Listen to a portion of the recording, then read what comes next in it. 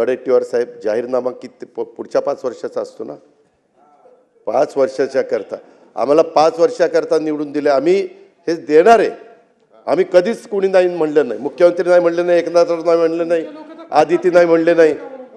तुम्ही तर कोर्टात गेला होता, काहीतरी म्हणले ते बंद करा. काही जण म्हणले चुनावी जुमला आहे. अहो चुनावी जुमला असताना काल होळीला 3,000 रुपये दिले. ही गोष्ट लक्षात ठेवा. जी खुरपणीला जाणारी माझी महिला आहे, जी झाडू पोतना करणारी आहे, जी धुणं भांडी करणारी आहे, जी झोपडपट्टीमध्ये राहणारी आहे, जी दिवसभर काही भाजीपाला विकत घेऊन विकते आणि नंतर तिचं कुटुंब चालतं किंवा चूल पेटते, अशांच्या करता ही योजना आहे. ज्यांची आर्थिक परिस्थिती चांगली आहे अशा काही लिस्टमध्ये आल्या. त्यामध्ये दिलेले पैसे कुणालाही परत घ्यायचे नाहीत.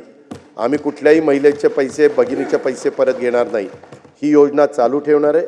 या योजनेला जो निधी लागणार आहे तो त्या ठिकाणी देणार आहे. परंतु ही योजना गरीब घटकातल्या महिलांच्या करता आहे.